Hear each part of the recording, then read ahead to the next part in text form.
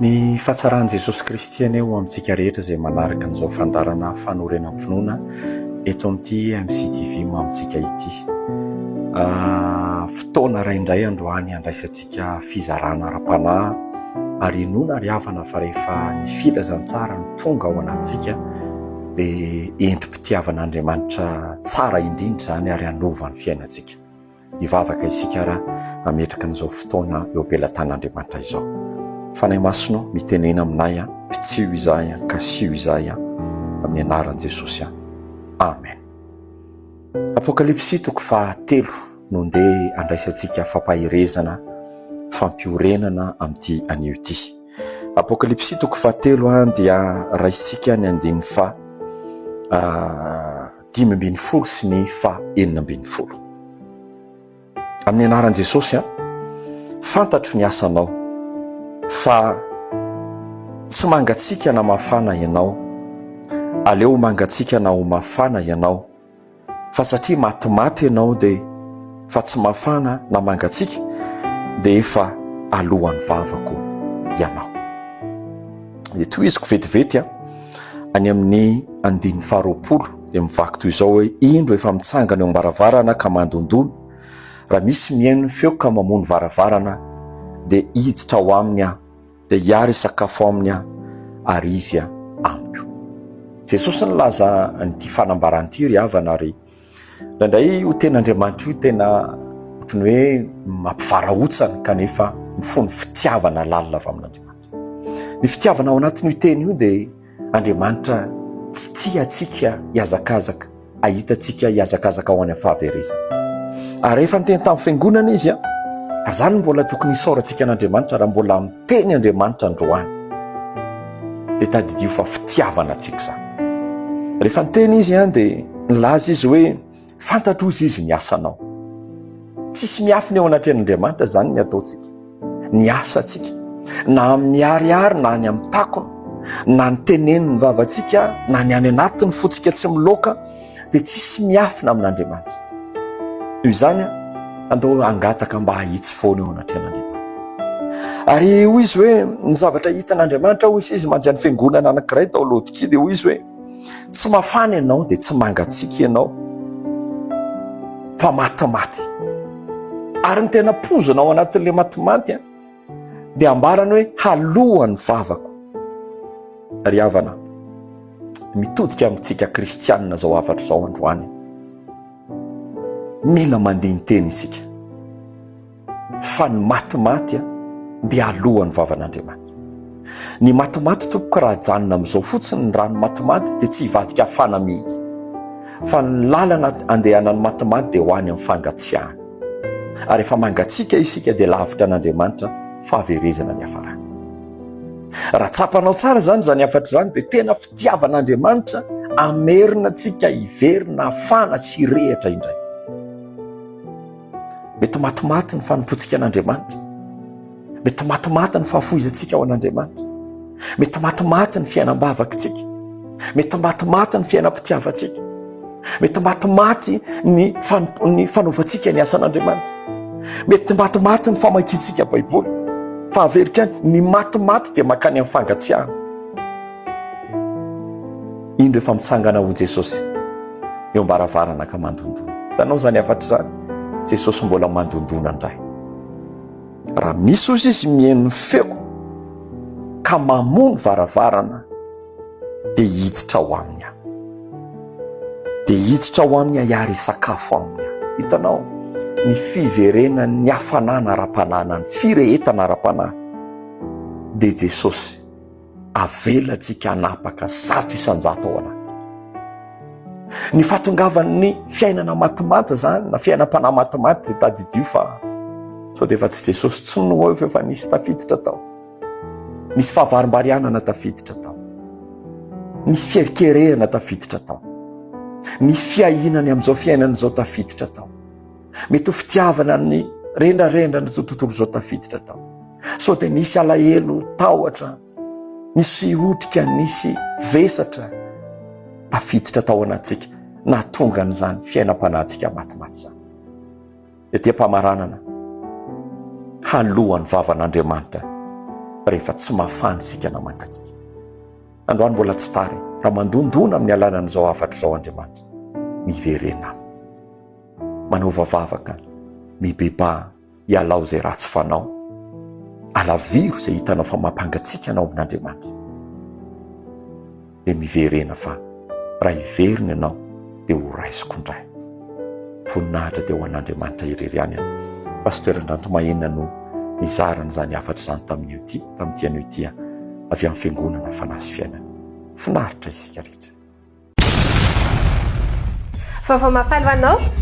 Mamelombelona fanahiko izy. Mamelombelona fanahiko izy. Fotoana lehibe anasana anao iarahana amin'ny Pasteur Andrantomahenina sy ny fiangonana Fanasy Fiainana. Ao amin'ny Le Pavé Antaninarenina ny asabotsy 12 May ho avy izao, amin'ny 7 ora sasany maraina ary amin'ny 2 ora sasany hariva. Pasteur Andrantomahenina moa izay tompon'andraikitra fandarana fanorenam-ponina eto amin'ny MCTV. Tonga eto ianao Pasteur anazava misimisy kokoa ny andinindiny mahakasika ny fotoana lehibe izay karakarainareo io. Finaritra daholo tsika rehetra ary tononona ny fiadanan'ny tompo ao amin'ny tsirairay amin'izao ora sy fotoana izao. Manana fiaonana lehibe isika amin'ny sabotsy fa 12 ny volana May ho avy izao etsy amin'ny Le Pavé Antaninarenina, fotoana maraina sy hariva izy io. Ny antony fotoana io dia ho anao, ho antsika rehetra.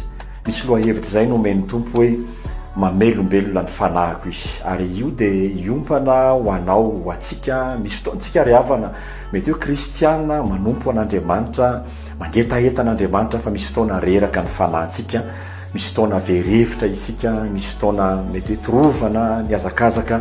Dia izay indrindra ny antony fotoana io, mba nampiasain'ny tompo izay ampahery anao, ampitraka anao izara ny filazantsara ny Jesosy Kristy ho anao, satria ny tavan-drala maharanitra ny tavan-drala.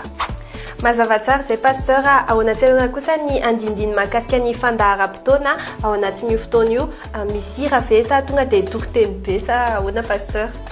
Ny fotoana voalohany dia manomboka ny 7 ora sasany.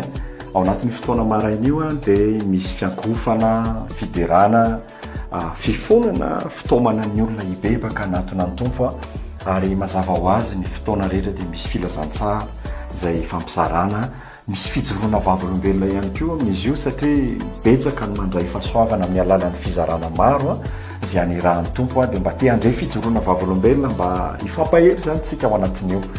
Dia ny hariva kosa manomboka amin'ny 2 ora dia fotoana manokana izy io mba atokana ho an'ny mpianatra izay hanala fanadinana, ho an'ny mety hoe hanao concours ara-panjakana, ho an'ny ray aman-dreny mampiana-janaka, ho an'ny tompona orinasa, ho amin'ny tontolo sehatra ny asa rehetra, ianarana ny sitrapon'Andriamanitra mahakasika amin'izany tontolo ny asa izany. Manoana sarana moa izany olona afaka manatrika amin'ny fotoana Pasteur sa ireo olona voalazanareo ihany, dia sur invitation ve izany izy io sa manaona ny fidim-pidirana? Araka ny efa nambara teo izany amin'io fotoana io dia anasana manokana ho antsika rehetra izay mpanaraka ny fizarana iarahana amin'ny tenako izany. Ao anatin'izany isika eto amin'ny MCTV, eo ihany koa ny fandarana solika fitaiza any amin'ny radio Fiainana BDB 104.6, any amin'ny radio An'i Kristy radio 107.6, dia eo ihany koa ny fandarana Antsapiderany isan'andro amin'ny Viva radio, ary ny mpanaraka ny page Fanasy Fiainana.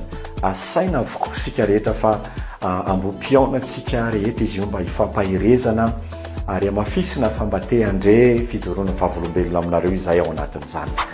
Dia ny hariva kosa dia fotoana ho antsika rehetrarehetra tsy hakanavaka izay misehatra amin'ny tontolon'ny fianarana, ny asa, hianatra ary hijery ny sitrapon'Andriamanitra manokantsika ao anatin'izany, satria tenin'Andriamanitra ny orenantsika ny amin'ny hoe ankino amin'ny Jehova ny asanao dia ho lavorary izay kasainao. Tsisy afa-tsy Andriamanitra rery mahalavorary ny fikasantsika, na ny fianarana na ny asa. No izany dia asaina manokana ianao ao anatin'izany tontolo ny asa izany sy ny fianarana ho avy amin'izany. Mariana fa ny fotoana maraina na ny hariva dia ny safidy manokana mihitsy izay samy tsy misy vidim-pidirana avokoa. No izany dia tongava maro fa miandry anao Jesosy. afaka manentana farany ary ve anao pasteur ho an'ireo olona izay ho avy a mahakasika ny zavatra izay ho raisina sy hiova eo amin'ny fiainan'ny olona amin'ny fanatrehana an'io fotoana io ny azo antoka dia eo amin'ny fanatrehan'andriamanitra dia misy hery misy fahatsarana dia misy voninahitra izany manome antoka ny tompo ho an'izay ho avy amin'io a fa isy fiovam-piainana ho voaraina ary ny voalohany ao anatin'izany dia ny famonjena ao amin'i Jesosy a ny vokatra izany famonjena izany a satria zany no zava-dehibe indrindra ao anatin'ny fiasakazahana amin'izao andro farany izao ary mazava ho azy a ny famonjena ao amin'i Jesosy a dia santaritsika ty tany dia misy fiatraikany amin'ny asa aman-draharaha amin'ny isa-tokantrano amin'ny fianarana amin'ny fiainana lafim-piainana rehetra izy io izany tena zava-dehibe ho an'izay ho avy a ny andray an'izany a sitrapon'Andriamanitra izany a amatarany tsararain'ny planin'Andriamanitra tsara lavitra eo amin'ny fiainana araka izany a pasteur Andranto Mahenina sy ny fiangonana fanasy fiainana